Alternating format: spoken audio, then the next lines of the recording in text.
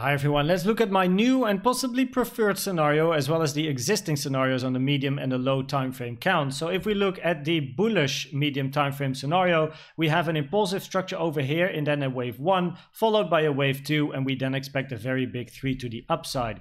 In this scenario, the target area for the green wave 5 is in between the 1.236 and the 1.618, with the 1.618 sitting at 29.6k, and this area is pulled from the high of 3 to the low of wave 4, with then a potential trading setup, entering the shorts, laddering them in this area, stop loss safely above, trading it to the downside, where the most common targets for a wave 2 are between the 0.5 and the 0.786 fib level, which is currently at 21.4k and 17.8k.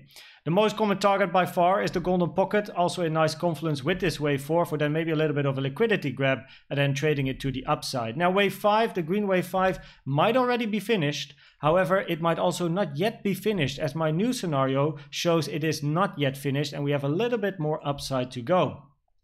Then if you look at this wave 2 and the vertical lines that you see on the chart, the yellow ones, these are Fibonacci times currently pulled from the low over here to the high that we have made. And currently, well, the 0.382 is sitting at the 4th of May.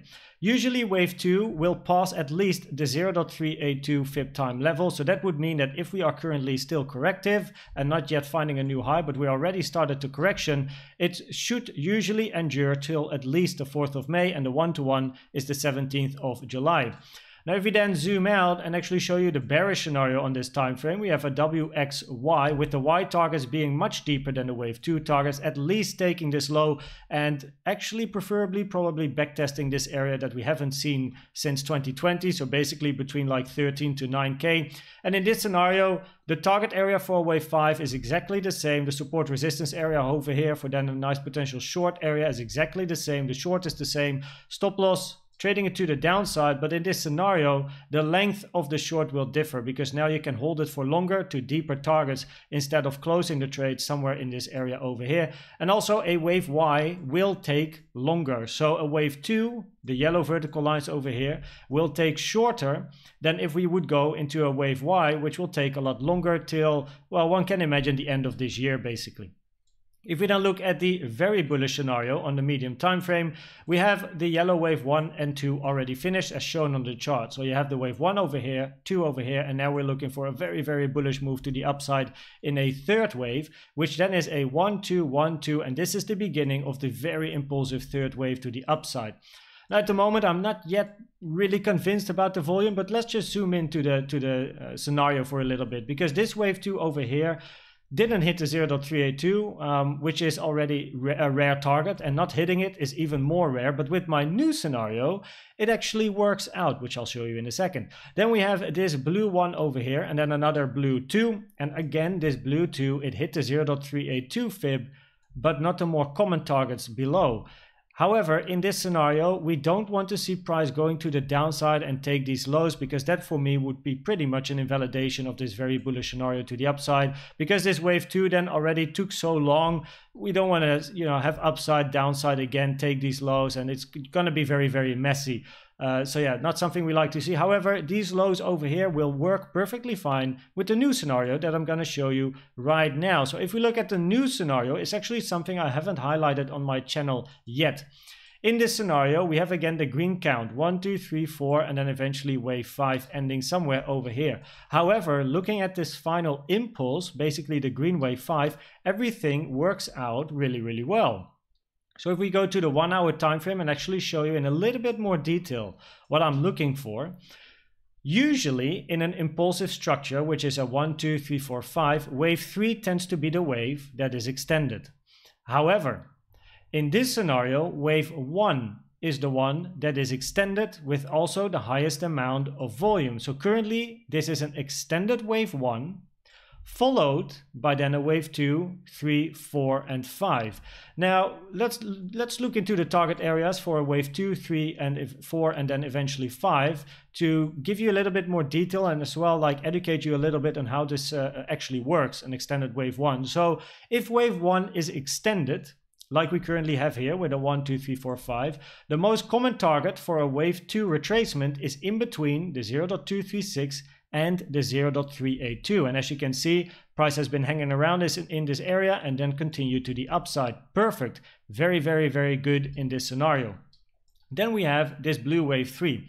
And funny enough, if wave 1 is extended, wave 3 does not have a target. There is no target for a wave 3 in this scenario, because there is a target for wave 5 and not for wave 3. And the main target for a wave 5 in this scenario is in between the 0.618 and the 0.786, which is pulled with the trend-based fib extension tool from the low of 4 to the high of 1 to the low of this wave 2. Put everything on log, because I got log, the fibs are on log, and you will find these levels with the 786 currently sitting at about 30.5k, and this is the main target area for wave 5. There is no target for wave 3, there's only a target for wave 5, which is inside this area.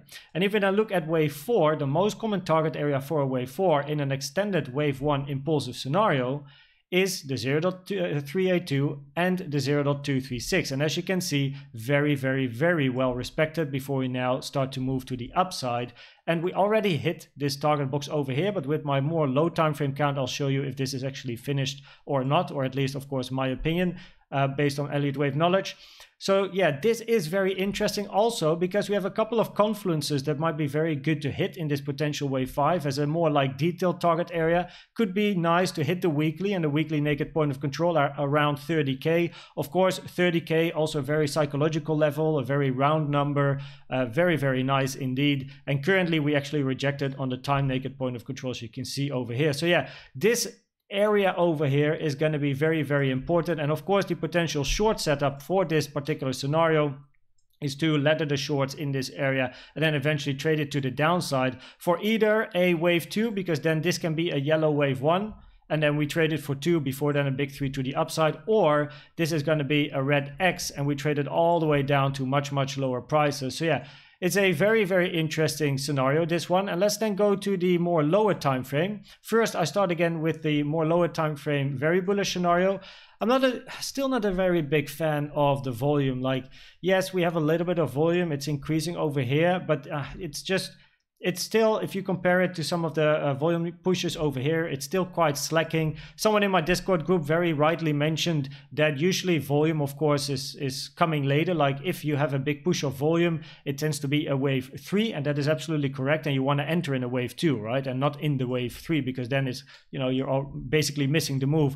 However, in this particular scenario, you know, I'm not talking about the trade per se, because the entry should have been here. But if this is going to be a very bullish scenario, you do want to eventually see that big ass wave 3 to the upside with some big volume kicking in. And even though volume is increasing bit by bit, you want to see very big candles to the upside. So yeah, waiting for that in this scenario. But here you can see more clearly the 0.382 over here was the bounce for then a potential wave 2, but this is a rare target. And over here the wave 2, this 382 in this scenario, is also a rare target. And this being rare plus this being rare, I don't know, makes it not too likely for me, but still an alternative scenario to keep in mind. If we then have the local time frame bearish scenario, we are thinking about this then being a 3-wave followed by a 3 and another 3-wave over here, or a complex structure over here, which is the end of a W or wave A. So we have a 3-wave in a W or A, then we have an expanded flat ABC over here before we would now or very soon be looking for a move to the downside in a wave C or a wave Y. C is going to be very impulsive and Y is more like a 3-wave corrective type of structure. The most common target for wave C is in this white box over here between the 1.618s, with the maximum target in this scenario being about 29.3k. And also the wave B target area for an expanded flat is in between the 1.236 and the 1.38, pulled from the high of 5 to the low of W and A over here, which is basically between 29k and 29.4k. So that is also an important area to keep an eye on. And with this potential trading setup of this particular scenario, shorts can be entered over here. However, in my opinion, the only potential short entry was this double top, because that was the target we have been looking for with the long setup that I had and also showed in previous video down here to the upside. My target was the double top. So therefore, the potential first short entry in a potential Elliott Wave trade would be the double top. Now in profit, probably stop loss break even, and then see if it rides to the downside or not. Because with the lower time frame scenario of that extended wave 1, so there we go again, right? Now I'm looking at the lower time frames, where this now is the target area for wave 5 with the 0.618 and the 0.786. So we currently look at this impulsive structure. And we then have this is a little bit difficult actually, like this wave 4. So actually this is also a blue count. I should make this one maybe just green for now. But then over here we have this as wave 3. Then we have over here eventually a wave 4. And this can be the low of wave 4 or this one over here, because actually this push to the upside very much looks like a 3-wave structure. But yeah, it doesn't really matter what this is at the moment. We can look at the impulse, which is then a 1, 2, 1, 2, 3, 4, and then eventually looking for more upside in A5. Now the wide count that you see in the chart, 1, 2, 3, 4, 5. I currently counted it like this, with then inside this 4, an expanded flat being a 3-wave in A, 3 waves in B, and then a C. This B wave, however, goes above the targets that are usually mentioned for wave B, which is over, those are these fibs over here, as you can see. So yeah, this B clearly went above this most common target area for wave B. However, it does look like this move up looks very, very much like a 3-wave structure, and that is why in this scenario I could allow it. However, you can also maybe put wave 3 up here. Then we would now still be in a wave 4 correction and move to the downside just a little bit more, at least below this wick most likely, and then continue our way to the upside to then go for a wave 5, which ends 3, 4, 5, you know how it goes. So just like more ranging to the upside basically for the higher targets mentioned before. So this is also interesting what's happening on the lower time frames, but in general with this scenario a bit more upside is expected. This at the current state, there's no long setup over here. We're already high, especially when we look at this as a range. We're at the high of the range, which of course is not a long area in my opinion. The longs were down here with the swing failure pattern trade that I've shown in the past couple of videos. That was a really nice one. Target's been hit, and now we have to wait and see what price does. I'm very, very happy I was able to show you my new scenarios. The wave 5 scenario, I would say, that is not yet finished on the medium and the lower time frame. I hope you learned something and this video was valuable to you. Thanks for watching and subscribing, and I will see you at the next one. Bye bye.